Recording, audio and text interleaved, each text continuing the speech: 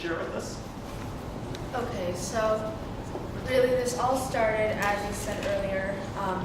This has been probably going on for a few months back then. I've noticed my grandfather, he's been spilling because he shakes, and so it just tips over, and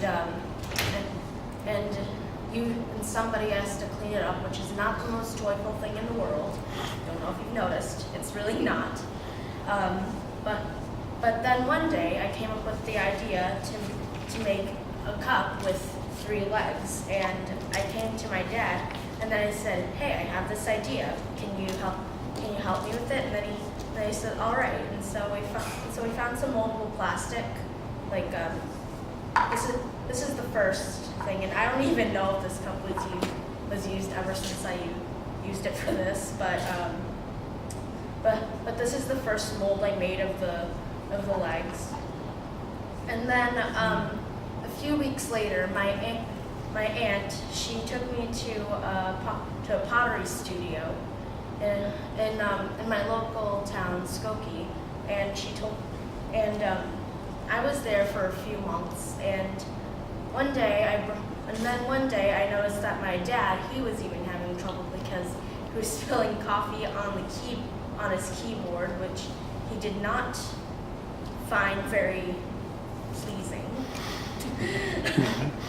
I don't think anybody would, but I came to him with this. This I made in the pottery studio, and then probably a week later, he asked me, "Lily, do you want to go to China and try to put this in production?"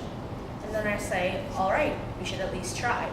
So I think it was a month later, we went to China, Jingdezhen, China to be specific, to put the ceramic version into production. Now this was the first Kangaroo cup that we put on the first Kickstarter campaign,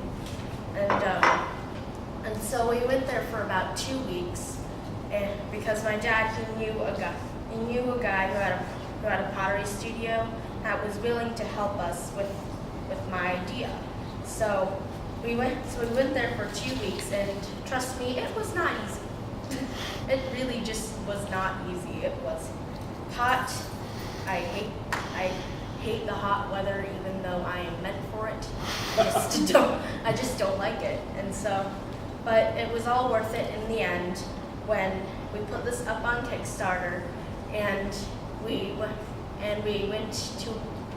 a little bit over $1,000 on our first Kickstarter, which I was very happy about. And then we got all of our cups out, and my dad actually pulled me out of school early on the day before winter break started, so we could package these things and put them and give them to the people who supported the campaign. So, and then probably a month later, I go to my cousin Simon. I ask him, "Here, hold this. Tell me how it feels.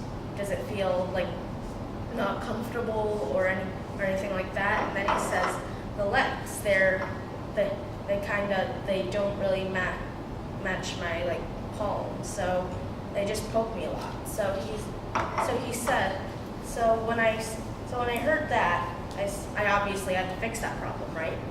So we 3D printed out these with the different leg shape, so it would be an easier grip. And then recently, probably about a month ago, we let out our plastic version of the Kangaroo cup as a Kickstarter campaign, and right now I think we're at $50,000 for a stretch goal, and as you see, it's a different leg shape, so again, a different grip. And the features of it is that it won't tip over, obviously. Okay, that's a flaw, but that's a flaw. All right, but see, it's less likely to tip over, obviously. And my favorite feature of the Kangaroo Cup is that it's elevated, so you will not need a coaster, which I am very happy about because my dad yells at me for not using a coaster. So that's my favorite feature. And I got to pick out the color for the handles. So yeah, that's basically the whole story. And yeah. That's great.